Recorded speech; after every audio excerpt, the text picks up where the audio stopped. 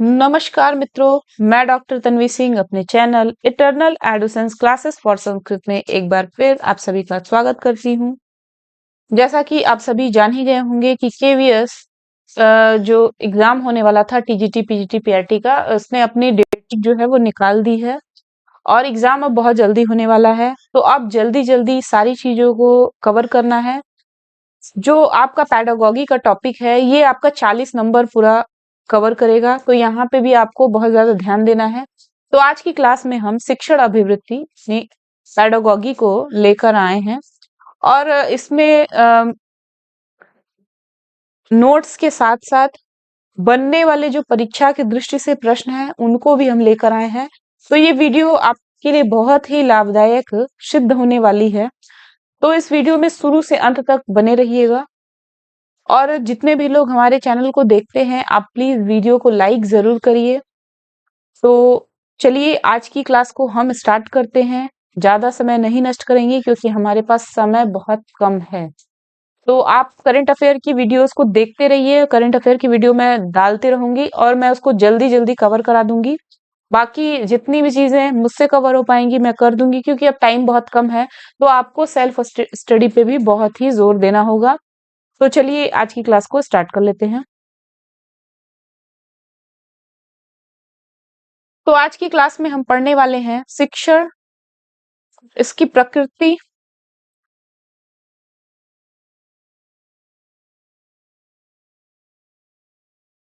शिक्षण की प्रकृति, उद्देश्य, आवश्यकताएं, विधियां, मूल्यांकन तथा शिक्षण को प्रभावित करने वाले कारक। इस पूरे वीडियो में शिक्षण के सारे टॉपिक को कवर किया जाएगा और परीक्षा की दृष्टि से बनने वाले प्रश्नों को भी हम डिस्कस करेंगे। तो चलिए आज की क्लास को स्टार्ट करते हैं। तो सबसे पहले हम शिक्षण को देखेंगे, यानी टीचिंग क्या है। आपको बस सुनना है और चीजें आपको याद होती जाएंगी और आपको प्रश्न यहीं से मिलेंगे। तो चलिए स्टार्ट कर लेते हैं। शिक्षण अंग्रेजी के शब्द टीचिंग का हिंदी पर्याय है, जिसका तात्पर्य है सीखना। शिक्षण एक त्रियामी प्रक्रिया है जिसमें अध्यापक छात्र और पाठ्यक्रम के माध्यम से अपने स्वरूप को प्राप्त करते हैं, अर्थात किसी विषय सामग्री को माध्यम बनाकर अध्यापक एवं छात्रों के बीच विचारों के आदान प्रदान या परस्पर अंतःक्रिया को ही हम शिक्षण कहते हैं। शिक्षण एक सामाजिक प्रक्रिया है, अतः इस पर प्रत्येक देश की शासन प्रणाली, सामाजिक दर्शन, सामाजिक परिस्थितियों तथा मूल्यों आदि का प्रभाव पड़ता है। जिस देश में जैसी शासन प्रणाली, सामाजिक तथा दार्शनिक परिस्थितियां होंगी, वहां वैसी ही शिक्षण प्रक्रिया होगी। तो अंग्रेजी शब्द टीचिंग का ही हिंदी पर्याय शिक्षण है। शिक्षण से क्या क्या होता है, इस चार्ट के माध्यम से हम बहुत सारी चीजों को देख लेंगे। शिक्षण जो है ज्ञान प्रदान करना, कौशल का विकास करना, अनुदेशन देना। शिक्षण जो है वो अनुदेशित भी करती है। शिक्षण जो है उत्साहित करती है। फिर शिक्षण के 3 चर होते हैं, स्वतंत्र चर, आश्रित चर, हस्तक्षेप चर। शिक्षण एक सामाजिक प्रक्रिया है। शिक्षण के कार्य निदानात्मक कार्य हैं, उपचारात्मक कार्य हैं, मूल्यांकन संबंधी कार्य है और शिक्षण का उद्देश्य निर्देशित क्रिया है। तो इतनी सारी चीजें आप इस चार्ट के माध्यम से देख रहे हैं। शिक्षण जो है ज्ञान प्रदान करेगा, कौशल का विकास करेगा, अनुदेशन देगा, उत्साहित करेगा। शिक्षण के 3 चर हैं, स्वतंत्र चर, आश्रित चर, हस्तक्षेप चर। शिक्षण एक सामाजिक प्रक्रिया है। शिक्षण के निदानात्मक कार्य हैं, उपचारात्मक कार्य हैं, मूल्यांकन संबंधी कार्य हैं। अब शिक्षण के अर्थ को स्पष्ट करने के लिए निम्नलिखित परिभाषाएं अधिक सहायता करेंगी। कभी कभी राइटर के नाम देके पूछ देता है कि ये परिभाषा किसकी है, तो देख लेते हैं कुछ इंपॉर्टेंट। शिक्षण के शब्दकोश के अनुसार दूसरे को सीखने में मदद करने की प्रक्रिया को शिक्षण कहते हैं। जब हम दूसरे को सिखाने में मदद करते हैं तो हम उसको क्या करते हैं, टीच करते हैं, यानी शिक्षण कहेंगे उसको। वर्ड बुक एनसाइक्लोपीडिया के अनुसार शिक्षण एक ऐसी प्रक्रिया है जिसमें एक व्यक्ति दूसरे को ज्ञान, कौशल तथा अभिरुचियों को सीखने या प्राप्त करने में सहायता करता है। द लिटिल ऑक्सफोर्ड डिक्शनरी के अनुसार ज्ञान प्रदान करना, कौशल का विकास करना, अनुदेशन देना, पाठ पढ़ाना तथा उन्हें उत्साहित करना शिक्षण का अर्थ है। अब यहाँ परीक्षा दृष्टि से बनने वाले प्रश्न देख लीजिए, ये एग्जाम में आया भी है। अभिप्रेत प्रेरित शिक्षण का संकेत माना जाता है। छात्र अध्यापक से जब प्रश्न पूछते हैं तो उसको अभिप्रेरित शिक्षण का संकेत माना जाता है। शिक्षण का सर्वोत्तम ढंग है निरूपण यानी डेमोन्स्ट्रेशन। अधिगम का सबसे उपयुक्त अर्थ है व्यवहार संशोधन। एक कार्यशाला होती है एक छोटे समूह के लिए संक्षिप्त गहन पाठ्यक्रम जिसमें किसी विशेष समस्या के समाधान के लिए कौशल या तकनीक के विकास पर बल दिया गया हो। शिक्षक जब अपने विद्यार्थी के साथ संप्रेषण करता है तो महत्वपूर्ण होता है सदानुभूति। वर्तमान में अध्ययन की अत्यधिक प्रभावी विधि है मिश्रित अध्ययन। शिक्षक द्वारा ब्लैक बोर्ड का सर्वोत्तम उपयोग किया जाता है महत्वपूर्ण तथा उल्लेखनीय बिंदु लिखने के लिए। फिर है H.C. मॉरिसन के अनुसार शिक्षण वह प्रक्रिया है जिसमें अधिक विकसित व्यक्तित्व कम विकसित व्यक्तित्व के संपर्क में आता है और कम विकसित व्यक्तित्व के अग्रिम शिक्षा के लिए व्यक्तित्व की व्यवस्था करता है। फिर गेज की परिभाषा बहुत इंपॉर्टेंट है। शिक्षण एक प्रकार का पारस्परिक प्रभाव है जिसका उद्देश्य है दूसरे व्यक्ति के व्यवहारों में वांछित परिवर्तन लाना। रॉयंस के अनुसार दूसरों को सीखने के लिए दिशा निर्देश देने तथा अन्य प्रकार से उन्हें निर्देशित करने की प्रक्रिया को शिक्षण कहा जाता है।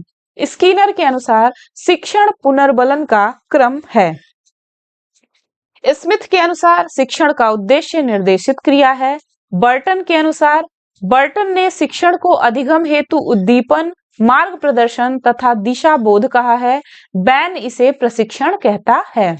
रायबर्न इसे एक ऐसा संबंध मानता है जो छात्रों को उनकी शक्तियों के विकास में सहायता देता है। अब हम देखेंगे शिक्षण की प्रकृति।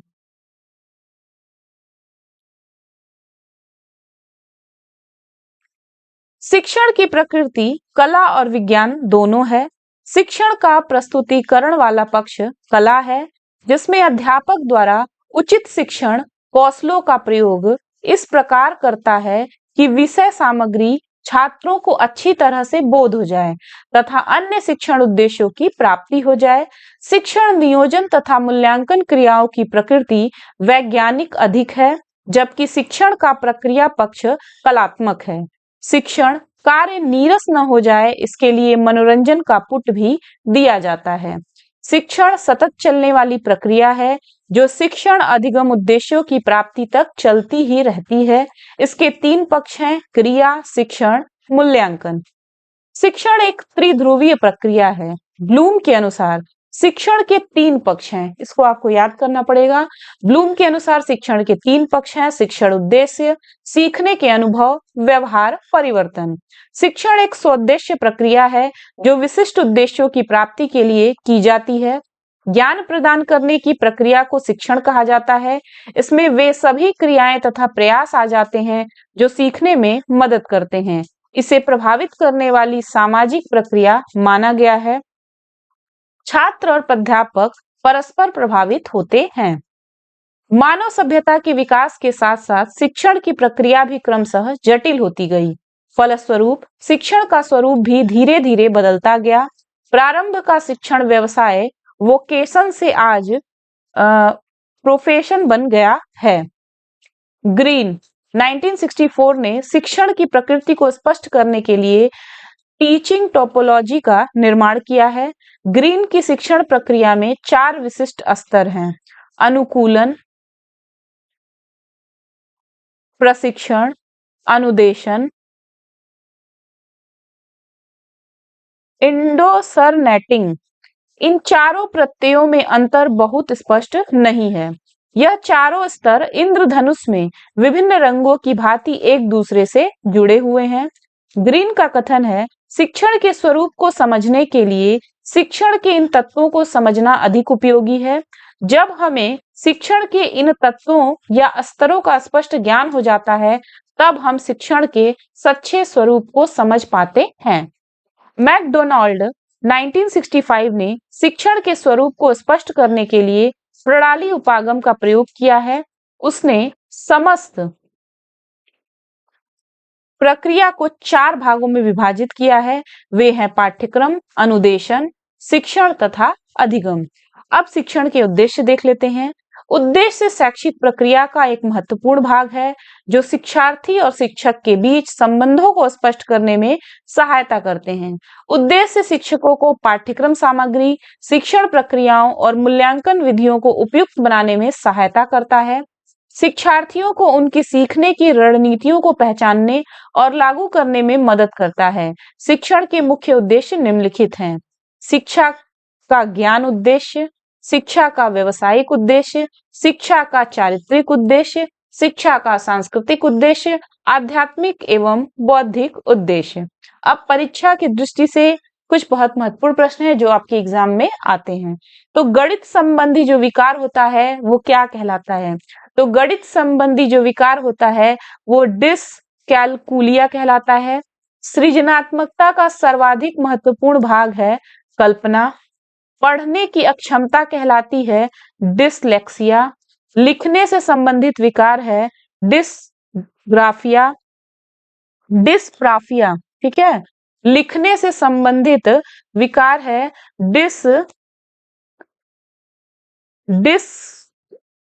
डिस्प्राफिया। वर्तनी संबंधी विकार है डिसआर्थेग्राफिया। ये ग्राफिया है, ठीक है। लिखने से संबंधित विकार डिसग्राफिया। वर्तनी संबंधी विकार है डिसआर्थेग्राफिया। श्रवण संबंधी विकार है ऑडिटरी प्रोसेसिंग डिसऑर्डर। दृश्य प्रत्यक्षण संबंधी विकार है विजुअल परसेप्शन डिसऑर्डर। मौखिक रूप से सीखने की अक्षमता कहलाती है डिसफैक्सिया, डिसफैसिया। ठीक है, फिर से देख लीजिए। गणित संबंधी विकार डिसकैलकुलिया। सृजनात्मकता का सर्वाधिक महत्वपूर्ण भाग है कल्पना। पढ़ने की अक्षमता कहलाती है डिसलेक्सिया। लिखने से संबंधित विकार है डिसग्राफिया। वर्तनी संबंधी विकार है डिसआर्थेग्राफिया। श्रवण संबंधी विकार है ऑडिटरी प्रोसेसिंग डिसऑर्डर। दृश्य प्रत्यक्षण संबंधी विकार है विजुअल परसेप्शन डिसऑर्डर। मौखिक रूप से सीखने की अक्षमता कहलाती है डिसफैसिया। शिक्षण की विशेषताएं आप देख लेते हैं। शिक्षण के 2 मुख्य अंग हैं, सीखने वाला और सिखाने वाला। शिक्षण की समस्त प्रक्रियाओं का आधार मनोविज्ञान है। शिक्षण अधिगम की क्रिया को प्रभावशाली तथा व्यवस्थित बनाता है। शिक्षण और अधिगम की परिस्थितियों में संबंध स्थापित करता है। शिक्षण का कार्य ज्ञान प्रदान करना है। शिक्षण मार्गदर्शन करता है। शिक्षण क्रियाशीलता बनाए रखता है। शिक्षण का अर्थ अधिगम तथा शिक्षण की समस्त प्रक्रियाओं के संगठन से संबंधित है। शिक्षण छात्रों में उत्सुकता जागृत करता है। शिक्षण कला तथा विज्ञान दोनों ही है। शिक्षण एक कौशल युक्त क्रिया है। ये पूरी लाइन आपको याद रहनी चाहिए, कभी कभी दे देता है कि इसमें से क्या सत्य है क्या असत्य है। फिर अब देख सकते हैं आगे, उपर्युक्त परिभाषाओं तथा विशेषताओं के आधार पर कहा जा सकता है कि शिक्षण एक ऐसी प्रक्रिया है जिसके माध्यम से छात्रों के व्यवहारों में वांछित परिवर्तन लाने के उद्देश्य से विभिन्न प्रकार की क्रियाएं संपादित की जाती हैं। इन क्रियाओं के फलस्वरूप शिक्षण और सिखाने वाली परिस्थितियों में संबंध स्थापित हो जाता है। अब परीक्षा दृष्टि से इंपॉर्टेंट पॉइंट देख लेते हैं। शिक्षण संबंधी सहायक उपकरणों की उपयोगिता के औचित्य का आधार है विद्यार्थियों के अधिगम परिणामों को इष्टतम करना। अच्छे शिक्षण के लिए अपेक्षित है सूचनाओं का आदान प्रदान, प्रभावी नियोजन, उपचारात्मक, निदानात्मक, प्रतिपुष्टि आदि। शैक्षणिक संस्थानों में आने वाले छात्रों को जितनी बाधाएं आएंगी उतनी अधिक अपेक्षाएं शिक्षक से होगी। एक अच्छा शिक्षक वह है जो शिक्षार्थियों को सीखने के लिए अभिप्रेरित करता है। वह तत्व जो शिक्षण को प्रभावित नहीं करता है। शिक्षकों और विद्यार्थियों की सामाजिक आर्थिक पृष्ठभूमि। शिक्षा मनुष्य में पहले से विराजमान पूर्णता का आविर्भाव है। ये कथन है स्वामी विवेकानंद का। शिक्षक की अभिवृत्ति जिसका उसके शिक्षण पर प्रभाव पड़ता है का संबंध है भावात्मक क्षेत्र से। शिक्षण के दौरान विद्यार्थियों की अधिकतम सहभागिता संभव है निदर्शन प्रदर्शन पद्धति द्वारा। अब हम देखेंगे शिक्षण की आवश्यकताएं। अच्छे शिक्षण में वांछनीय सूचनाएं दी जाती हैं, ये शिक्षण की आवश्यकताएं हैं। तो अच्छा जो शिक्षण होता है उसमें वांछनीय सूचनाएं दी जाती हैं। अच्छे शिक्षण में व्यक्ति स्वयं सीखने के लिए प्रेरित होता है। अच्छे शिक्षण के लिए प्रभावशाली नियोजन आवश्यक होता है। अच्छे शिक्षण में छात्र क्रियाशील बने रहते हैं। अच्छा शिक्षण चुनी हुई बातों का ज्ञान प्रदान करता है। अच्छा शिक्षण जनतंत्रीय आदर्शों पर आधारित रहता है। अच्छा शिक्षण दया व सहानुभूतिपूर्ण होता है। अच्छा शिक्षण निर्देशात्मक होता है, आदेशात्मक नहीं। अच्छा शिक्षण छात्र व शिक्षकों के सहयोग पर आधारित होता है। अच्छा शिक्षण छात्रों के पूर्व ज्ञान पर आधारित होता है। अच्छा शिक्षण प्रगतिशाली होता है। अच्छे शिक्षण में सभी कार्यों, शिक्षण विधियों तथा दशाओं का समावेश होता है। अच्छा शिक्षण संवेगात्मक स्थिरता उत्पन्न करता है। अच्छा शिक्षण छात्रों को वातावरण से अनुकूलन करने में सहायता देता है। अच्छा शिक्षण निदानात्मक तथा उपचारात्मक होता है। अच्छा शिक्षण वर्तमान तथा भावी तैयारी का एक महत्वपूर्ण साधन है। अच्छा शिक्षण बालक की प्रसुप्त तथा प्रच्छन्न योग्यताओं का विकास करता है। उत्तम शिक्षण में शिक्षक, दार्शनिक, निर्देशक तथा मित्र के रूप में कर्तव्य निभाता है। अच्छे शिक्षण में शिक्षक का कक्ष व्यवहार अप्रत्यक्ष अधिक और प्रत्यक्ष कम होता है। अच्छे शिक्षण में शिक्षण के व्यवहार में अस्थायित्व तथा स्पष्टता होती है। अच्छे शिक्षण में छात्र शिक्षक संबंध मधुर होते हैं। अब हम परीक्षा की दृष्टि से महत्वपूर्ण प्रश्न देखेंगे। शैक्षणिक योजना में क्षमता निर्माण कार्यक्रम से संबंध रखता है NUEPA। जब शिक्षक कक्षा में एक संदेश शब्दों या चित्रों में भेजता है, विद्यार्थी वास्तव में होता है डिकोडर्स। कक्षा में शिक्षक तत्काल नियंत्रण रखता है स्वयं, संप्रेषण की चयनित पद्धतियों और संदेश पर। पीत पत्रकारिता पद का संबंध है पाठकों, दर्शकों को आकर्षित करने के लिए सनसनीपरकता और अतिशयोक्ति पर।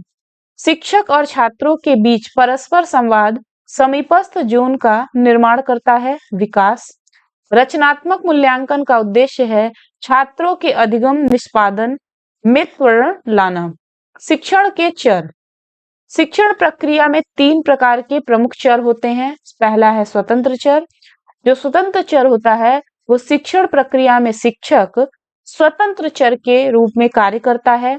वह छात्रों को अधिगम अनुभव प्रदान करने के लिए विभिन्न प्रकार के कार्य करता है। आश्रित चर। शिक्षण प्रक्रिया में छात्र को आश्रित चर की संज्ञा दी जाती है क्योंकि शिक्षण प्रक्रिया में नियोजन, व्यवस्था व प्रस्तुतिकरण के अनुसार ही उसे सक्रिय रूप से कार्य करना पड़ता है। हस्तक्षेप चर। शिक्षण प्रक्रिया में पाठ्य वस्तु, शिक्षण विधियां, शिक्षण युक्तियां तथा शिक्षण व्यूह रचनाएं आदि हस्तक्षेप चर के वर्ग में आती हैं। ये सभी चर शिक्षण प्रक्रिया में हस्तक्षेप करते हैं। तो आप देख सकते हैं इसको, डायग्राम को देखिए।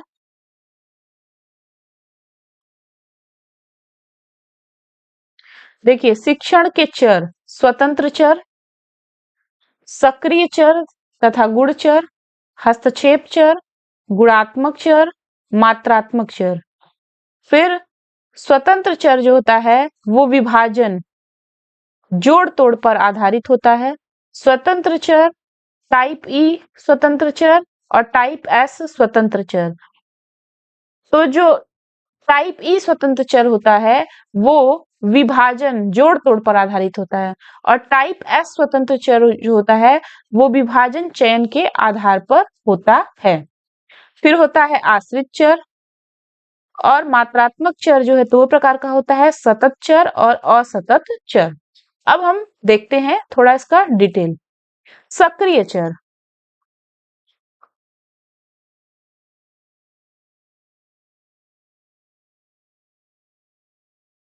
सक्रिय चर प्रयोग या शोध के दौरान जिन चरों में जोड़ तोड़ संभव हो पाता है उसे सक्रिय चर कहा जाता है। गुण चर वैसे चर को कहा जाता है जिसमें जोड़ तोड़ संभव न हो। गुणात्मक चर, डी एमेटो के शब्दों में गुणात्मक चर में वैसे चरों को रखा जाता है जिनमें ऐसी श्रेणियां होती हैं जिन्हें मात्रा के रूप में सुव्यवस्थित नहीं किया जा सकता। उदाहरण प्रजाति, धर्म, पेशा आदि। मात्रात्मक चर, कोई भी चर जिसे मात्रा के संदर्भ में सुव्यवस्थित किया जाता है मात्रात्मक चर कहलाता है, जैसे आयु, बुद्धि आदि। मात्रात्मक चर दो प्रकार के होते हैं, सतत चर और असतत चर। सतत चर क्या होता है? सतत चर का तात्पर्य उन चरों से होता है जिन्हें सूक्ष्म से सूक्ष्म मात्राओं में मापा जा सकता है, जैसे प्रतिक्रिया, समय, आयु आदि। असतत चर वैसे चर को कहा जाता है जिसे सूक्ष्म मात्राओं में मापना संभव नहीं है तथा जिसमें एक तरह की स्पष्ट रिक्ति होती है, जैसे मकान में कमरों की संख्या, परिवार में सदस्यों की संख्या आदि। शिक्षण चरों के कार्य, शिक्षण प्रक्रिया में शिक्षण तथा छात्र स्वतंत्र तथा आश्रित चर हस्तक्षेप चरों के माध्यम से निम्नांकित कार्य करते हैं। निदानात्मक क्रियाएं या कार्य, उपचारात्मक क्रियाएं या कार्य, मूल्यांकन संबंधी क्रियाएं या कार्य। निदानात्मक कार्यों में शिक्षक यानी स्वतंत्र चर अधिक क्रियाशील रहता है। वह पाठ्य वस्तु और छात्र दोनों पर ही विशेष ध्यान देता है।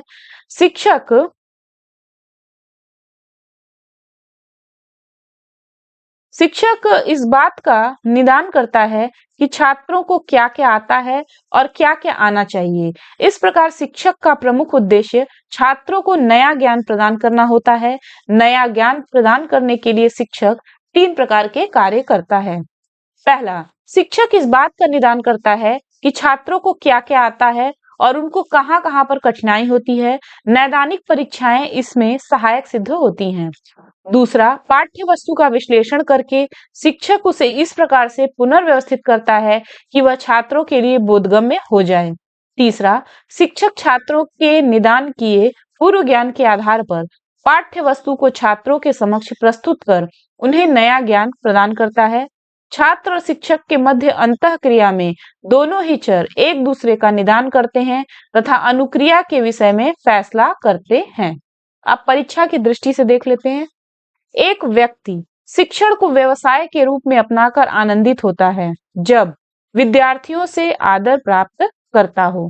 कक्षा में परस्पर संवाद से उभर कर आना चाहिए। विचार, अध्यापन की सर्वोत्तम प्रणाली है चर्चा प्रारंभ करने की पहल करना और उसमें भाग लेना। अध्यापक के प्रति गत्यात्मक उपागम का तात्पर्य है विद्यार्थियों से गतिविधियों के माध्यम से सीखने की अपेक्षा करनी चाहिए। शिक्षक के लिए सर्वाधिक अनिवार्य गुण है उसे अपने विषय में निपुण होना चाहिए। विद्यार्थियों का सही मूल्यांकन किया जा सकता है सतत मूल्यांकन द्वारा। मूल्य शिक्षा का उद्देश्य विद्यार्थियों के मन में अंतर्निविष्ट करना है नैतिक मूल्यों का। प्रभावी शिक्षण सहायक सामग्री वह है जो सभी ज्ञानेंद्रियों को सक्रिय करती है। शिक्षा के क्षेत्र में प्रसिद्ध शिक्षा शास्त्री हर्बर्ट की शिक्षण विधि को कहा जाता है पंचपदीय प्रणाली। हर्बर्ट के पंचपदी प्रणाली के 5 पद हैं, प्रस्तावना, प्रस्तुतिकरण, स्पष्टीकरण, तुलना, सामान्यीकरण और प्रयोग। हर्बर्ट की पंचपदी प्रणाली प्रेरणा स्रोत है आधुनिक पाठ योजनाओं की। शिक्षा संबंधी फ्रोबेल के विचार संकलित हैं एजुकेशन ऑफ मैन पुस्तक में। फ्रोबेल ने प्रतिपादित की है खेल विधि। निदान के माध्यम से जो लक्षण, स्तर अथवा कमियां शिक्षक को मालूम होती हैं, उन पर नियंत्रण रखने तथा उनका उपचार करने का कार्य भी शिक्षक का है। अच्छे शिक्षक उपचार करने के लिए अनेक युक्तियों और विधियों का प्रयोग छात्रों की प्रकृति, पूर्व ज्ञान आदि को ध्यान में रखते हुए करते हैं। उपचारात्मक कार्यों के द्वारा शिक्षक अपने शिक्षण के उद्देश्यों को प्राप्त करने का प्रयास करता है तथा छात्रों में वांछित परिवर्तन लाता है। उपचारात्मक क्रियाओं के 2 मुख्य तत्व होते हैं। पहला है शिक्षण कौशल का उपयोग करना, दूसरा है पुनर्बलन की समुचित व्यवस्था करना। उपचारात्मक क्रियाओं में शिक्षक सक्रिय रूप से कार्य करता है। वह आवश्यकता अनुसार छात्रों से भी कभी-कभी सहायता लेता है। उपचारात्मक क्रियाओं में उद्देश्य प्राप्त करने के लिए अपनाए जाने वाले चरों में तालमेल बैठाकर उन्हें वांछित उपचार के लिए प्रयुक्त किया जाता है। यह कार्य कक्षा के अंदर किया जाता है। मूल्यांकन शिक्षण प्रक्रिया का अभिन्न अंग है। इसका उद्देश्य उपचारात्मक कार्यों की प्रभावशीलता के विषय में जानना है। इसके माध्यम से यह जानने का प्रयास किया जाता है कि छात्रों में वांछित परिवर्तन हुआ है या नहीं। यदि हुआ है तो किस सीमा तक। मूल्यांकन उद्देश्यों पर निर्भर रहता है। यह शिक्षक को बताता है कि उसके द्वारा निश्चित किए गए उद्देश्य कहाँ तक पूरे हुए हैं। मूल्यांकन के लिए शिक्षक विभिन्न प्रकार की प्रविधियों का प्रयोग करता है तथा परीक्षणों का निर्माण करता है।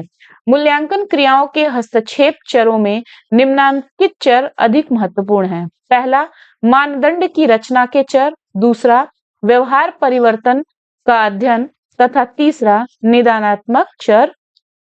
अब परीक्षा दृष्टि से महत्वपूर्ण प्रश्नों को देखते हैं। अनेकता में एकता का सिद्धांत विशेषता थी फ्रोबेल की। फ्रोबेल के प्रथम किंडरगार्टन की स्थापना की ब्लैकबर्न में। एक प्रभावी कक्षा कक्ष के वातावरण का मूल तत्व है शिक्षक छात्रों की सजीव अंतःक्रिया। नैतिक मूल्यों का प्रभावी रूप से विकास किया जा सकता है यदि अध्यापक स्वयं उन पर आचरण करे। एक सफल अध्यापक वह है जो संवेदनशील और अनुशासन प्रिय हो। सूक्ष्म माइक्रो अध्यापन अधिक प्रभावशाली है अध्यापन अभ्यास की तैयारी के दौरान। अधिक अंतःक्रियात्मक विद्यार्थी उन्मुख केंद्रिक है समूह चर्चा। अभिवृत्ति, संकल्पना, कौशल तथा ज्ञान उपज है सीखने की प्रक्रिया का। मूल्य शिक्षण का तात्पर्य है व्यक्तित्व का बहुआयामी विकास। मूल्यांकित शिक्षा छात्र को बनाती है अच्छा नागरिक। अब हम देखेंगे शिक्षण की विधियां।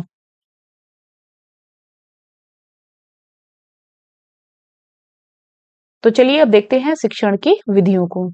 किसी भी अधिगम के क्षेत्र में सफलता प्राप्त करने के लिए आवश्यक है कि उस क्षेत्र में कौशल तथा दक्षताएं विकसित की जाए। शिक्षण विधियां ऐसे साधन हैं जिनके प्रयोग से छात्र पाठों में रुचि लेने लगते हैं। पाठ्य सामग्री उन्हें अधिक स्पष्ट होने लगती है और वे सरलता व सुगमता से विषय वस्तु का हृदयंगम करने में समर्थ हो जाते हैं। मोटे तौर पर शिक्षण विधियों का प्रयोग शिक्षण को रुचिपूर्ण, प्रभावशाली तथा सफल बनाने के लिए किया जाता है। शिक्षण की विभिन्न विधियां निम्नांकित हैं। तो शिक्षण की विधियों का ये पूरा चार्ट है, आप देख सकते हैं।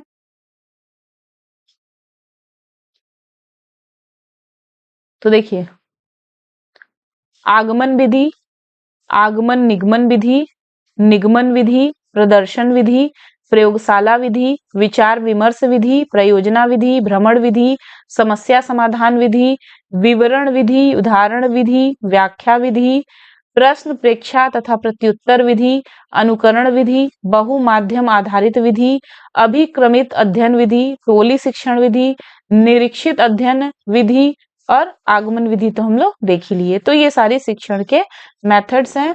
तो अब हम सबसे पहले आगमन विधि को देखेंगे।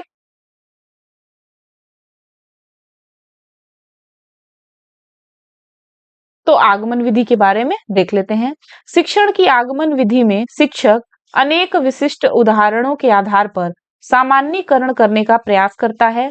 विद्यार्थी शिक्षक के द्वारा प्रस्तुत विशिष्ट उदाहरणों का निरीक्षण करके अपनी सूझबूझ के द्वारा सामान्य नियमों का प्रतिपादन करता है। आगमन विधि के प्रतिपादक अरस्तु हैं। आगमन विधि में शिक्षक ज्ञात से अज्ञात की ओर, विशिष्ट से सामान्य की ओर एवं मूर्त से अमूर्त की ओर के शिक्षण सूत्रों का उपयोग करता है। इस विधि में विद्यार्थी स्वयं क्रियाशील रहकर अपने निरीक्षण, तर्क तथा विवेचन के आधार पर पहले विशिष्ट उदाहरणों का संकलित करते हैं तथा फिर उसमें समानता देखकर किन्हीं सामान्य निष्कर्षों पर पहुंचने का प्रयास करते हैं। शिक्षण का कार्य तो उपयुक्त परिस्थिति का निर्माण करना अर्थात विशिष्ट के संकलन में तथा समानता की खोज में सहायता करना मात्र रह जाता है। आगमन विधि से शिक्षण करते समय शिक्षार्थियों की पाठ में पर्याप्त रुचि बनी रहती है और वे स्वयं ज्ञानार्जन की प्रक्रिया में सक्रिय रूप से तल्लीन रहते हैं।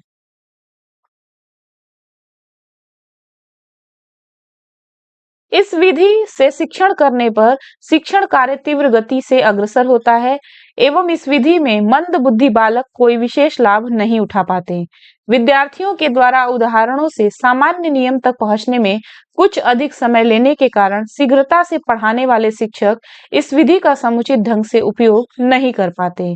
आगमन विधि का प्रयोग विज्ञान, गणित, प्रबंधन, मनोविज्ञान, भूगोल, समाज विज्ञान तथा भाषा जैसे विषयों के शिक्षण में बहुतायत से किया जाता है। अब हम देखेंगे निगमन विधि। निगमन विधि के द्वारा शिक्षण करते समय सामान्य नियम से विशिष्ट उदाहरणों की ओर अग्रसारित हुआ जाता है। शिक्षक छात्रों के सम्मुख पहले सामान्य नियम प्रस्तुत करता है तथा इसके पश्चात उदाहरणों द्वारा नियम की सत्यता को प्रमाणित करता है एवं विशिष्ट परिस्थितियों में उसके उपयोग को बताता है। निगमन विधि के प्रतिपादक प्लेटो हैं। निगमन विधि में सर्वप्रथम नियम या सिद्धांत प्रस्तुत किया जाता है तथा उसके पश्चात उस नियम या सिद्धांत को विभिन्न उदाहरणों में प्रयुक्त करके समस्या का समाधान किया जाता है। निगमन विधि के अनुसार शिक्षण करने पर विद्यार्थी नियमों का अन्वेषण नहीं करता, परिणामतः वह शिक्षण अधिगम में क्रियाशील नहीं रहता।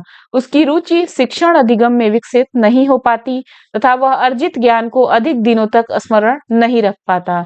निगमन विधि औसत तथा औसत से निम्न विद्यार्थियों के लिए काफी उपयोगी सिद्ध होती है।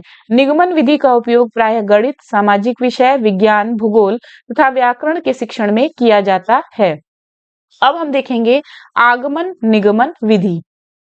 इस संयुक्त प्रयास में पहले आगमन विधि के अनुसार विभिन्न विशिष्ट उदाहरणों के द्वारा सामान्य निष्कर्ष निकाला जाता है तथा इसके पश्चात इस निष्कर्ष को विशिष्ट परिस्थितियों में प्रयुक्त किया जाता है। इन दोनों विधियों को सम्मिलित रूप से प्रयोग करने पर शिक्षार्थी अन्वेषक के रूप में पहले सामान्य सिद्धांत का प्रतिपादन करता है तथा फिर वह उसकी सहायता से विशिष्ट निष्कर्षों का उपयोग करना भी सीखता है।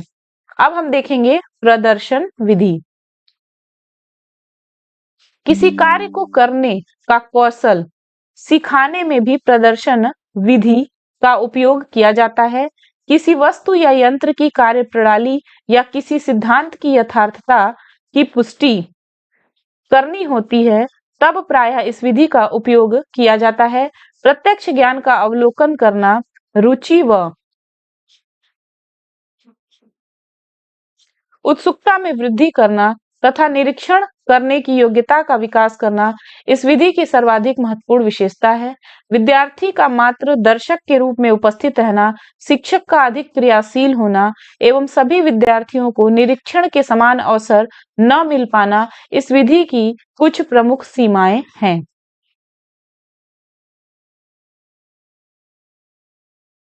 अब हम देखेंगे प्रयोगशाला विधि। प्रयोगशाला विधि में विद्यार्थियों को प्रयोगशाला में उपस्थित होकर शिक्षक के दिशा निर्देशन में स्वयं प्रयोग करके सीखने के अवसर प्रदान किए जाते हैं। प्रयोगशाला विधि विज्ञान व गृह विज्ञान जैसे विषयों की अत्यंत प्रभावशाली विधि है। प्रयोगशाला विधि में विद्यार्थी स्वयं प्रयोग करता है, निरीक्षण करता है तथा निष्कर्ष प्रदान करता है।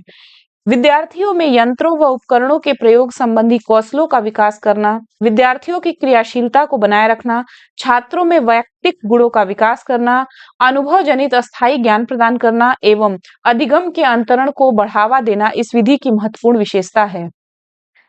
प्रयोगशाला विधि का अत्यधिक खर्चीला होना, कुछ ही प्रयोगों में सीमित उपयोग कर पाना, विद्यार्थियों द्वारा प्रयोग करते समय जोखिम की संभावना होना एवं अधिक विद्यार्थी होने पर इसका अव्यवहारिक होना इस विधि की कुछ प्रमुख सीमाएं हैं। वस्तुतः विज्ञान, गृह विज्ञान तथा भूगोल जैसे विषयों के शिक्षण में इसका प्रयोग करना बाध्यकारी होता है। अब हम देखेंगे विचार विमर्श विधि। विचार विमर्श विधि को शिक्षण की एक अत्यंत महत्वपूर्ण विधि माना जाता है। ली था के अनुसार वार्तालाप शैक्षिक समूह क्रिया है। इसमें छात्र सहयोग पूर्वक एक दूसरे से किसी समस्या पर विचार करते हैं। इसके अंतर्गत विचार गोष्ठी विधि, कार्य गोष्ठी विधि, पैनल चर्चा विधि तथा परिचर्चा विधि जैसी विधियों या उपविधियों को रखा जा सकता है। यह विधि विद्यार्थियों की वैयक्तिक विभिन्नताओं को ध्यान में रखते हुए शिक्षण की तुलना में अधिगम को अधिक महत्व देती है, जिससे अधिगम अधिक प्रभावोत्पादक हो जाता है। समूह में उत्साह व स्फूर्ति आती है। छात्रगण अधिगम हेतु स्वतः उत्प्रेरित होते हैं एवं अनुशासनहीनता की समस्या का स्वाभाविक रूप से उन्मूलन हो जाता है। इस विधि में वर्ग के सदस्य सामूहिक रूप से किसी रचनात्मक कार्य में भाग लेते हैं। विचार विमर्श विधि नेतृत्व का प्रशिक्षण देने के लिए, परस्पर सहयोग की भावना का विकास करने के लिए, आत्माभिव्यक्ति का पर्याप्त अवसर प्रदान करने के लिए तथा विद्यार्थियों में व्यापक दृष्टिकोण का विकास करने के लिए अच्छी मानी जाती है, परंतु इसकी कुछ सीमाएं भी हैं। विचार विमर्श को प्रारंभ करने, प्रोत्साहित करने तथा सही दिशा देने के लिए कुशल शिक्षकों की आवश्यकता होती है। इसके अलावा इस विधि में भौतिक संसाधनों, विशेषकर विचार विमर्श हेतु उपयुक्त कक्षों व पुस्तकालय में अच्छी पुस्तकों की विशेष जरूरत होती है, परंतु प्रायः विद्यालयों में इन संसाधनों का अभाव रहता है। अब है प्रयोजना विधि यानी प्रोजेक्ट मेथड। इस विधि के प्रतिपादक किलपैट्रिक हैं। ये बहुत इंपॉर्टेंट लाइन है, ये हमेशा पूछता है। किलपैट्रिक के अनुसार प्रायोजना वह क्रिया है जिसमें पूर्ण संलग्नता के साथ सामाजिक वातावरण में लक्ष्य प्राप्त किया जाता है। प्रायोजना समस्या परक एवं उद्देश्य परक क्रिया है जो स्वाभाविक परिस्थितियों में संपन्न होती है।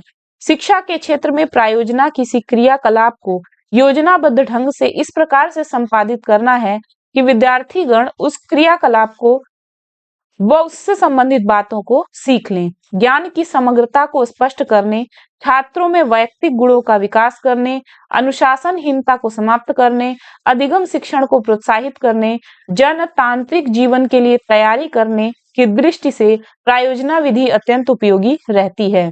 प्रायोजना विधि में विषय वस्तु की क्रमबद्धता का अभाव रहता है। इससे समय सारणी की अवहेलना हो सकती है। इसमें अधिक उत्साही शिक्षकों की आवश्यकता होती है एवं इसके लिए अधिक संसाधनों की जरूरत होती है। इन्हें प्रायोजना विधि की सीमाएं भी कहा जा सकता है। अब हम देखेंगे भ्रमण विधि। शिक्षण की भ्रमण विधि शिक्षार्थियों को प्रत्यक्ष, मूर्त व व्यवहारिक ज्ञान प्रदान करने के सिद्धांत पर आधारित है। प्रत्यक्ष अनुभवों द्वारा अर्जित ज्ञान न केवल स्थायी होता है, वरन कल्पना के विकास में महत्वपूर्ण योगदान प्रदान करता है। भ्रमण से तात्पर्य शैक्षिक प्रवृत्ति के उस आयोजन से होता है जिसमें विद्यार्थी अपनी विद्यालयी परिस्थितियों से बाहर जाकर प्राकृतिक अथवा सांस्कृतिक पर्यावरण का प्रत्यक्ष अवलोकन एवं निरीक्षण करके पाठ्यक्रम के किसी महत्वपूर्ण अंश का प्रत्यक्ष अध्ययन करते हैं। भ्रमण विधि को विज्ञान, सामाजिक विज्ञान, भूगोल, शिक्षा, इतिहास, वाणिज्य, प्रबंधन, अर्थशास्त्र जैसे विषयों के शिक्षण में अत्यंत महत्वपूर्ण माना जाता है।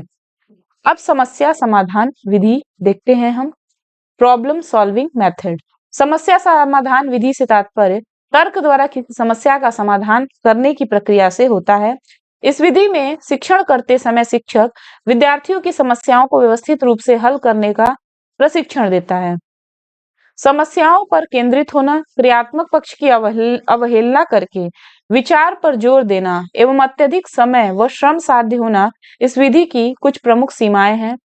फिर है विवरण विधि। विवरण देना सामाजिक विज्ञान के शिक्षण के लिए एक आवश्यक युक्ति या विधि है। विवरण को कथन, शिक्षक स्वकथन भी कहा जाता है। विवरण देने का उद्देश्य होता है छात्रों के मस्तिष्क में उसका एक मानसिक चित्र बनाना, जिससे छात्र विषय वस्तु को पूर्णता के साथ समझ सकें। प्रस्तावना के पश्चात पाठ को विकसित करते हुए पाठ से संबंधित विभिन्न स्थलों पर विशेष प्रकाश डालने के लिए विवरण विधि का प्रयोग किया जाता है। कभी कभी पाठ की प्रस्तावना और अंत को रोचक बनाने के लिए भी अन्य विधियों के साथ इसका प्रयोग किया जाता है। यह प्रविधि विज्ञान एवं गणित विषयों में बहुत कम, किंतु सामाजिक विषय जैसे इतिहास, भूगोल, नागरिक शास्त्र तथा अर्थशास्त्र आदि विषयों में बहुत उपयोगी है। फिर है उदाहरण विधि।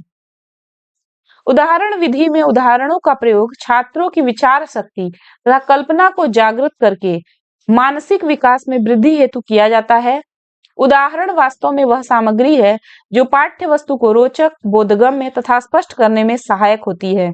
शिक्षक खोज कर वांछित उदाहरण तथा दृष्टांत छात्रों के समक्ष प्रस्तुत करके विषय सामग्री को सरल बनाने का प्रयास करते हैं।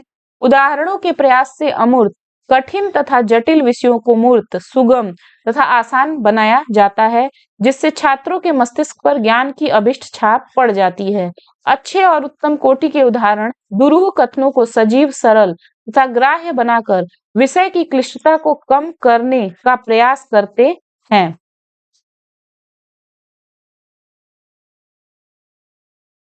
शिक्षण में सटीक उदाहरण तथा दृष्टांत देना एक कला है, जिसमें शिक्षक को पारंगत होना आवश्यक है। उदाहरणों एवं दृष्टांतों का प्रयोग विषय सामग्री को अधिक स्पष्ट करता है और छात्रों को नया ज्ञान प्रदान करने में सहायक होता है। इस प्रविधि के प्रयोग से छात्रों की जिज्ञासा का समाधान होता है। वे विषय के सार तक सरलता से पहुंच जाते हैं और ज्ञान के प्रति रुचि में वृद्धि होती है। शिक्षक जब इस विधि के प्रयोग से विभिन्न प्रकार के सटीक उदाहरण व सामग्री को उदाहरणों एवं दृष्टांतों के माध्यम से सरलता से समझ जाते हैं और वे स्वयं भी नए नए उदाहरण तथा दृष्टांत देने की कला में दक्ष होने लगते हैं। उदाहरण सामान्यतः दो प्रकार के होते हैं, दृश्यात्मक उदाहरण और शाब्दिक उदाहरण। दृश्यात्मक उदाहरणों को प्रदर्शनात्मक उदाहरण तथा अथवा वस्तु रूप उदाहरण भी कहा जाता है। इन उदाहरणों को देखने और समझने की क्रियाएं समावेशित हैं। अतः इस प्रकार के उदाहरणों का प्रयोग छात्रों को देखने तथा समझने के क्षेत्र में भी उचित प्रशिक्षण प्राप्त होता है। दृश्यात्मक उदाहरणों के प्रयोग से छात्रों की ज्ञानेंद्रियां तथा कर्मेंद्रियां क्रियाशील हो जाती हैं, जिससे शिक्षण अधिक सजीव और सरल हो जाता है। ये उदाहरण छात्रों को पाठ्यवस्तु स्पष्ट करने में महत्वपूर्ण योगदान देते हैं। कमजोर तथा मंद बुद्धि वाले छात्रों को दृश्यात्मक उदाहरणों के प्रयोग से पाठ जल्दी और सही ढंग से स्पष्ट होने लगता है। इसके अंतर्गत प्रतिरूप, चार्ट, रेखाचित्र, ग्राफ, मानचित्र, चित्र, ग्लोब आदि उपकरणों को सम्मिलित किया जाता है।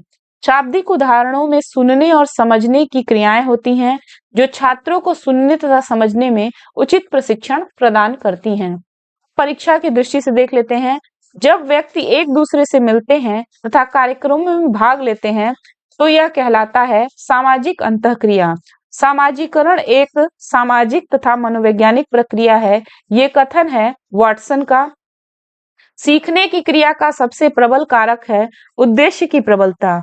बुद्धि लब्धि निकालने का सूत्र है बुद्धि लब्धि बराबर मानसिक आयु बट्टा वास्तविक आयु गुणे 100।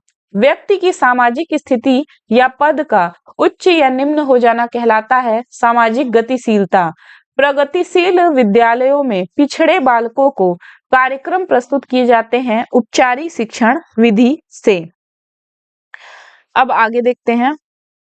उदाहरणों का प्रयोग करके शिक्षक पाठ्य सामग्री की कठिन संकल्पनाओं, अमूर्त भावों तथा मुश्किल तथ्यों को समझाने के लिए ऐसे शाब्दिक चित्र प्रस्तुत करता है, जिससे छात्र सरलता से पाठ्य सामग्री समझने में समर्थ हो जाते हैं।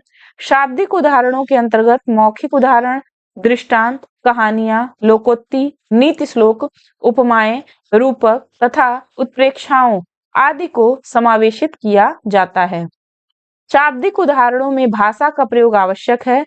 अतः जब अच्छे शिक्षकों का भाषा पर सदैव अच्छा अधिकार रहता है, तभी वे शाब्दिक उदाहरणों का खुलकर प्रयोग कर उत्तम शिक्षण की व्यवस्था कर सकते हैं।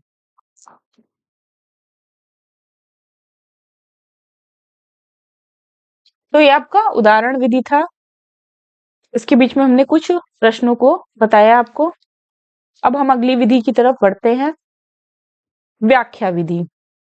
व्याख्या विधि वह माध्यम है जिसमें विषय वस्तु के कठिन अंशों को सरलता से सरल भाषा में छात्रों की मानसिक रुचि स्तर के अनुकूल गहराई के साथ विश्लेषण करके इस प्रकार समझाया जाता है जिससे कि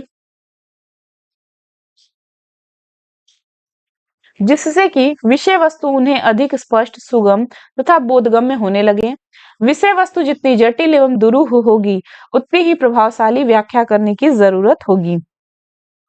व्याख्या विधि का प्रयोग सामाजिक विषयों के अधिकतर तथ्यात्मक एवं सूचनात्मक प्रकरणों के संदर्भ में, भाषा शिक्षण में अधिकतर कठिन शब्दों, मुश्किल अंशों, वाक्यों तथा भावों को पूर्व ज्ञान के आधार पर स्पष्ट करने के लिए एवं गणित तथा विज्ञान के कठिन संप्रतियों को बोधगम्य बनाने में सफलतापूर्वक किया जाता है। व्याख्या विधि की सीमाएं। अनेक बार शिक्षक को यह निश्चित करना कठिन हो जाता है कि व्याख्या विधि का प्रयोग किस सीमा तक उपयुक्त है। इसमें व्याख्या के समय विश्लेषण पर जोर दिया जाता है, जिससे कई बार छात्र पाठ का समग्र चित्र नहीं बना पाते। प्रत्येक शिक्षक इस विधि के उपयोग करने के लिए सक्षम एवं समर्थ नहीं है, अतः उन्हें इस विधि के प्रयोग के लिए अपेक्षित कुशलता एवं योग्यता का प्रशिक्षण दिया जाना चाहिए। अब है अनुकरण विधि। अनुकरण विधि में शिक्षक के द्वारा छात्रों को अनुकरण करने के लिए प्रेरित किया जाता है। वस्तुतः मानव अनुकरण की प्रक्रिया द्वारा सीखते हैं। थार्नडाइक तथा जेपी वाटसन ने अपने प्रयोगों के आधार पर कहा है कि सीखने की प्रक्रिया अप्रत्यक्ष या प्रत्यायुक्त अनुभवों के आधार पर न होकर प्रत्यक्ष अनुभवों के आधार पर होती है। थार्नडाइक तथा वाटसन के प्रयोगों के प्रभाव से अनुकरणात्मक व्यवहार द्वारा सीखने पर कम जोर दिया जाने लगा। शिक्षक अनुकरण विधि के द्वारा छात्रों को भले ही ज्ञान व बोध सीधे सीधे न दे सकें, परंतु भावात्मक व चेष्टात्मक उद्देश्यों की प्राप्ति में अत्यंत महत्वपूर्ण सहायता कर सकता है। 1941 में मिलर तथा डोलार्ड की पुस्तक सोशल लर्निंग एंड इमिटेशन के परिणाम स्वरूप प्रेक्षणात्मक सीखना या अनुकरणात्मक व्यवहार द्वारा सीखने की प्रक्रिया में पुनः रुचि जागृत हुई। अब बहुमाध्यम आधारित विधि यानी मल्टीमीडिया बेस्ड मेथड को देखेंगे। बहुमाध्यम आधारित विधि द्वारा शिक्षण करते समय शिक्षक के द्वारा पाठ्य वस्तु को प्रस्तुत करते समय संप्रेषण के बहुमाध्यमों का प्रयोग किया जाता है। बहुमाध्यम आधारित विधि में रेडियो व समाचारों तथा दूर दूर स्थानों में होने वाली विभिन्न घटनाओं का वर्णन सुनने पर छात्रों के सामान्य ज्ञान में वृद्धि होती है, जबकि अच्छे आदर्शमय कथानकों या व्याख्यानों को सुनने पर छात्रों का नैतिक विकास होता है। कंप्यूटर की सहायता से प्रशिक्षित परीक्षणों की सहायता से छात्रों को उनकी कमजोरियों को बतलाकर उपचारात्मक शिक्षण भी प्रदान किया जाता है। वस्तुतः अब बहुमाध्यम प्रस्तुति के द्वारा पाठ्य वस्तु को प्रस्तुत करना एक आम बात हो गई है। बहुमाध्यम आधारित विधि के द्वारा हमारे राष्ट्र में दूरदर्शन पर अनेक प्रकार के शैक्षिक कार्यक्रम दिखाए जा रहे हैं। विश्वविद्यालय अनुदान आयोग यूजीसी, इग्नू तथा राष्ट्रीय मुक्त विद्यालयी संस्थान एनआईओएस जैसी संस्थाओं के द्वारा देशव्यापी कक्षा कक्ष के कार्यक्रम प्रसारित किए जा रहे हैं। अब हम देखेंगे अभिक्रमित अध्ययन विधि। अभिक्रमित अध्ययन विधि को आधुनिक तथा प्रगतिशील शिक्षण विधि माना जाता है। अभिक्रमित अध्ययन विधि ठोस मनोवैज्ञानिक सिद्धांतों पर आधारित है, परंतु अभिक्रमित अध्ययन सामग्री को तैयार करने में अत्यधिक श्रम, संसाधन व कौशल की जरूरत का होना इसकी एक बड़ी सीमा है। इस विधि को 3 प्रकारों से विभाजित किया जाता है, जो निम्नवत है। रेखीय अभिक्रमित अनुदेशन में सही उत्तर देने पर छात्रों को पुनर्बलन मिलता है, जबकि गलत उत्तर देने पर उसी अनुदेशन पद को दोहराने का दंड सहना पड़ता है। यह स्कीनर की क्रिया प्रसूत अनुबंधन सिद्धांत पर आधारित है। अभिक्रमित अनुदेशन का दूसरा प्रकार साखी अभिक्रमित अनुदेशन, जिसे वर्ष 1954 में नॉर्मन एक्राउडर नामक मनोवैज्ञानिक ने प्रस्तुत किया। इसमें समस्त अनुक्रियाएं छात्र द्वारा नियंत्रित होती हैं, इसलिए इसे आंतरिक प्रोग्रामिंग भी कहा जाता है। मैथेटिक्स अभिक्रमित विकसित करने का श्रेय थॉमस एफ गिलबर्ट को जाता है। मैथेटिक्स यूनानी शब्द मैथिन शब्द से बना है, जिसका अर्थ है सीखना।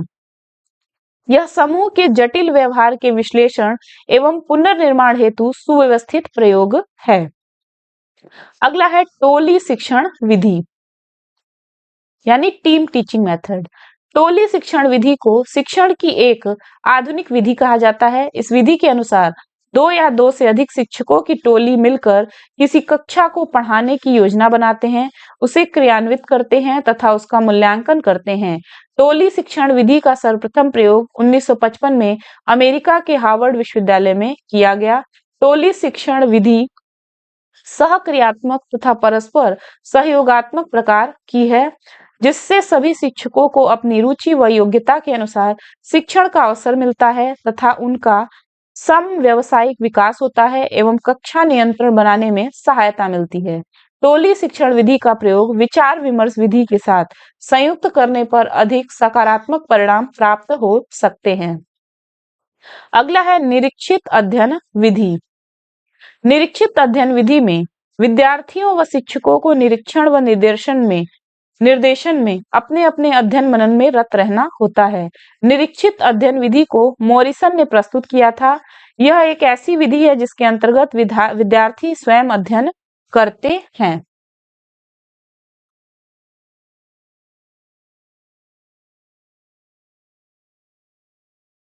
निरीक्षित अध्ययन विधि प्रत्येक विद्यार्थी को अपनी योग्यता व स्वगति के अनुसार आगे बढ़ने का अवसर प्रदान करती है। वस्तुतः यह विधि वैयक्तिक विभिन्नताएं, ज्ञानार्जन में स्वावलंबन तथा विद्यार्थियों की सक्रियता जैसे 3 महत्वपूर्ण संप्रत्यों पर आधारित है। निरीक्षित अध्ययन विधि के उपयोग से शिक्षक को अपने विद्यार्थियों में शब्दकोश देखने, विश्वकोश व मानचित्रावली से आवश्यक सूचना ज्ञात करने, संक्षिप्त टिप्पणियां लिखने, मौन वाचन करने जैसे स्व अध्ययन के विभिन्न कौशलों में निपुणता विकसित करनी चाहिए। ज्ञानार्जन करने में स्वगति से आगे बढ़ना, क्रियाशील रहना, परीक्षा की तैयारी हो जाना व स्वावलंबी बनना इस विधि की महत्वपूर्ण विशेषताएं हैं। यह विधि व्यक्तिगत भिन्नता तथा क्रियाशीलता के सिद्धांतों पर आधारित है। इस विधि में छात्रों की व्यक्तिगत विभिन्नता को दृष्टि में रखकर प्रत्येक छात्र को कार्य एवं अध्ययन करने के अवसर दिए जाते हैं। शिक्षक एक मित्र, सहायक तथा पथ प्रदर्शक के रूप में उनके कार्यों का निरीक्षण कर उनकी व्यक्तिगत समस्याओं को सुलझाने का प्रयास करता है। इस विधि में छात्र एवं अध्यापक दोनों ही सक्रिय भूमिका निभाते हैं। शिक्षक छात्रों को किसी पूर्व निश्चित कार्य का आदेश देते हैं, छात्र उन कार्यों में लग जाते हैं, फिर शिक्षक उनके कार्यों क्रियाओं का निरीक्षण करता है। यह विधि शैक्षिक रूप से पिछड़े वर्ग के छात्रों के लिए काफी उपयोगी सिद्ध हुई है। निरीक्षित अध्ययन प्रविधि के निम्नांकित रूप प्रचलित है। सम्मेलन योजना। इस योजना के अंतर्गत समय समय पर कुछ सम्मेलनों यानी कॉन्फ्रेंस का आयोजन किया जाता है, जिसमें छात्रों की विभिन्न कठिनाइयों पर विचार विमर्श किया जाता है और उनका निवारण करने का प्रयास किया जाता है। ये सम्मेलन कक्षा स्तर, विद्यालय स्तर, अंतर विद्यालयी स्तर, नगर तथा जिला आदि स्तरों पर आवश्यकता अनुसार आयोजित किए जा सकते हैं। अगला है विशिष्ट शिक्षक योजना। इस योजना के अंतर्गत विशिष्ट प्रशिक्षित शिक्षक छात्रों की कठिनाइयों, भ्रांत धारणाओं, कमियों व त्रुटियों आदि को दूर करने का प्रयास करते हैं। विभाजित कलांश योजना। इस योजना में एक ही कलांश में 2 शिक्षक बालकों के कार्यों का निरीक्षण कर उनकी कठिनाइयों का निदान एवं निवारण करते हैं। द्विकलांश योजना। इस योजना के अंतर्गत एक ही विषय के अध्ययन के लिए 2 कलांश रखे जाते हैं। प्रथम कलांश में छात्रों को निश्चित विषय के बारे में बताया जाता है और फिर उसके अध्ययन करने के आदेश दे दिए जाते हैं। दूसरे कलांश में शिक्षक अध्ययन करते हुए छात्रों की क्रियाओं का निरीक्षण करके कठिनाइयों के निदान के आधार पर निवारण तक पहुंचकर अपनी महत्वपूर्ण भूमिका निभाते हैं। फिर अगला है सामयिक योजना। इस योजना के अंतर्गत छात्रों को कुछ निश्चित कार्य करने के लिए समय निश्चित किया जाता है। छात्र उस निश्चित समय तक वह कार्य करते हैं। पूर्व निश्चित समय के पश्चात शिक्षक छात्रों की प्रगति का निरीक्षण करते हैं। इस प्रकार से आवश्यकता अनुसार साप्ताहिक, पाक्षिक अथवा मासिक निरीक्षण एवं निर्देशन का कार्य चलता रहता है। अब परीक्षा की दृष्टि से महत्वपूर्ण प्रश्नों को देखते हैं। शैक्षिक विकास में मूल्यांकन का अर्थ है ज्ञान क्षमता का मूल्यांकन। मूल्यांकन के त्रिकोण का भाग नहीं है शिक्षण अनुभव। नैदानिक मूल्यांकन से सुनिश्चित होता है अनुदेशन के दौरान अधिगम में विद्यमान समस्याओं के कारणों और उनका समाधान। ज्ञान संबंधी योग्यता का उच्चतम स्तर है मूल्यांकन करना। संज्ञानात्मक संप्राप्ति का न्यूनतम स्तर है ज्ञान। मूल्यांकन योजना के अवयव हैं उद्देश्य, संसाधन एवं विश्लेषण, स्थितिक पत्रक। मूल्यांकन योजना के अवयव हैं उद्देश्य, संसाधन एवं विश्लेषण। स्थितिक पत्रक है क्या होता है? मुद्दों पर बल देना, मुद्दों पर बल देना एवं स्थिति का चित्रण, मुद्दों पर बल देना एवं स्थिति का चित्रण। तो स्थितिक पत्रक होता है मुद्दों पर बल देना एवं स्थिति का चित्रण करना। संज्ञानात्मक क्षेत्र का सही क्रम है ज्ञान, अवबोध, अनुप्रयोग, विश्लेषण, संश्लेषण और मूल्यांकन। ये क्रम आपको याद रखना पड़ेगा, दे देता है। संज्ञानात्मक क्षेत्र का सही क्रम लगाइए तो ज्ञान, अवबोध, अनुप्रयोग, विश्लेषण, संश्लेषण, मूल्यांकन। ज्या प्याजे ने विकास का संज्ञानात्मक सिद्धांत दिया मौलिक अनुसंधान के। अब हम देखेंगे मूल्यांकन। ये बहुत ही महत्वपूर्ण है, इसको आप लोग ध्यान से देखिएगा। प्रयत्नों की सफलता, असफलता या आंशिक सफलता तथा इसका जिस प्रकार पता लगाया जाता है उसी का नाम मूल्यांकन है। शिक्षण में पूर्व निर्धारित उद्देश्यों के लिए किए गए प्रयत्नों की सार्थकता का पता लगाना ही शिक्षण का मूल्यांकन है। मूल्यांकन को प्रभावित करने वाले कारक कौन कौन से हैं? मूल्यांकन के साधन, उपकरण एवं तकनीकी, शिक्षण का शारीरिक तथा मानसिक स्वास्थ्य, शिक्षक का शारीरिक तथा मानसिक स्वास्थ्य ये मूल्यांकन को प्रभावित करता है। शिक्षक का अनुभव ये भी मूल्यांकन को प्रभावित करता है। शिक्षक का विषय वस्तु से संबंधित तथ्यात्मक तथा विश्लेषणात्मक ज्ञान, विद्यार्थियों का शैक्षिक स्तर, योग्यता तथा क्षमता, विद्यालयी तथा शैक्षिक परिस्थितियां, विद्यालय प्रशासन का शिक्षक के प्रति दृष्टिकोण, शिक्षण की सहायक सामग्री का उपलब्ध होना, विद्यालय प्रशासन का मूल्यांकन के प्रति सहयोगात्मक दृष्टिकोण, शिक्षक तथा छात्र का आपसी संबंध। अब हम मूल्यांकन का महत्व देखेंगे। मूल्यांकन द्वारा ही यह पता लगाया जाता है कि शिक्षा या शिक्षण के किस उद्देश्य की पूर्ति किस सीमा तक हुई है। छात्रों की वैयक्तिक या सामूहिक कमजोरियों का पता लगाना मूल्यांकन के बिना संभव नहीं है। किसी युक्ति, तकनीकी या शिक्षण विधि की प्रभाविकता का पता भी मूल्यांकन द्वारा ही संभव है। मूल्यांकन के द्वारा छात्रों की व्यक्तिगत समस्याओं का पता लगाया जा सकता है। मूल्यांकन के अभाव में शिक्षा और शिक्षण की समस्याओं का समाधान संभव नहीं है। मूल्यांकन के अभाव में किसी भी प्रकार का निर्देश संभव नहीं। शिक्षा की योजना की सार्थकता अथवा शिक्षक की शिक्षण प्रभाविता का पता लगाने के लिए भी मूल्यांकन आवश्यक है। अब शिक्षण को प्रभावित करने वाले कारक देख लेते हैं। अधिकतम अधिगम की प्राप्ति हेतु शिक्षण को प्रभावी बनाना आवश्यक हो जाता है। शिक्षण को प्रभावी बनाने के लिए कुछ कारकों का अनुपालन आवश्यक है। ये कारक इस प्रकार हैं। तो शिक्षण को प्रभावित करने वाले कारक, मनोवैज्ञानिक कारक, व्यक्तिगत कारक, बौद्धिक कारक। तो अब हम मनोवैज्ञानिक कारक को सबसे पहले देखेंगे। शिक्षण गतिविधि को सर्वाधिक प्रभावित करने वाले कारकों में मनोवैज्ञानिक कारकों का प्रमुख योगदान होता है। कुछ प्रमुख मनोवैज्ञानिक कारक इस प्रकार हैं। मनोभाव, एटीट्यूड्स, योग्यता, एप्टीट्यूड, अभिरुचि, इंटरेस्ट, प्रवृत्ति, अनैच्छिक व्यवहार तथा मनोग्रंथि। व्यक्तिगत कारक, व्यक्तिगत कारकों के कारण भी शिक्षण कार्य काफी प्रभावित होता है। कुछ प्रमुख व्यक्तिगत कारक इस प्रकार हैं। पारिवारिक परिस्थितियां और विद्यालयी परिस्थितियां। पारिवारिक परिस्थितियों में माता पिता के साथ संबंध, घर की आर्थिक स्थिति, पति पत्नी संबंध आदि आते हैं। विद्यालयी परिस्थिति में शिक्षक के शिक्षार्थियों के साथ संबंध, शिक्षक के सह शिक्षकों के साथ संबंध, शिक्षक के प्रबंधक के साथ संबंध आदि आते हैं। बौद्धिक कारक में बुद्धि का शिक्षण पर व्यापक प्रभाव होता है। बौद्धिक स्तर का शिक्षण पर प्रत्यक्ष एवं गहरा प्रभाव पड़ता है।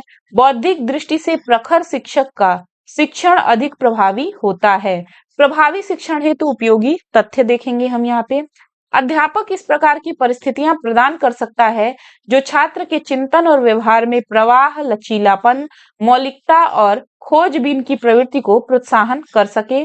नीचे दी गई कुछ आवश्यक परिस्थितियां हैं जो छात्र की सृजनशीलता को संबल दे सकती हैं। ऐसे अपसारी मुक्तोत्तर प्रश्न पूछे जाएं जिनका लक्ष्य विकल्पनात्मक उत्तरों और नवीनता पर हो, न कि सही या गलत उत्तर पर। मतलब कि मुक्त उत्तर, मतलब अपने मन से आप ऐसे प्रश्न पूछे जाएं जिसका सही गलत या शब्दों में न बंधा हो, आप अपने हिसाब से एकदम मुक्त उत्तर दे पाए। फिर आगे है अत्यधिक अनुशासन, पाठ्य पुस्तकों पर भरोसा, रटने पर दबाव अथवा गलत उत्तर देने पर छात्रों की आलोचना करने से उनकी सृजनात्मक शक्ति ह्रासोन्मुख हो जाती है।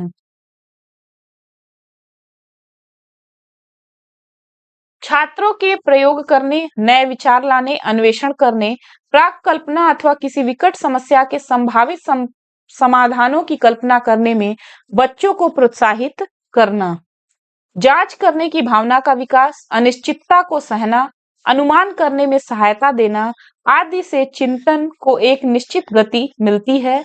सहयोगात्मक वातावरण का निर्माण करना, छात्रों के सृजनात्मक प्रयासों की सराहना करना, अंतर विषयी प्रकृति वाली क्रियाओं का सुझाव देना या करने का अवसर देना।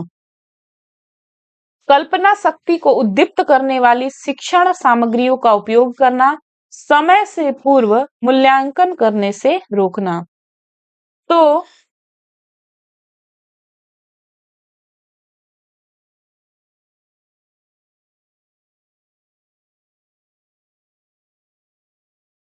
तो आप इस पूरी क्लास में देख सकते हैं कि हमने इस पूरी क्लास में शिक्षण, प्रकृति, उद्देश्य, आवश्यकताएं, विधियां, मूल्यांकन तथा शिक्षण को प्रभावित करने वाले कारक, इन सभी चीजों को देख लिया। इस पूरी वीडियो से आपके ज्यादा से ज्यादा प्रश्न मिल जाएंगे क्योंकि ये पूरा का पूरा नोट्स ही है।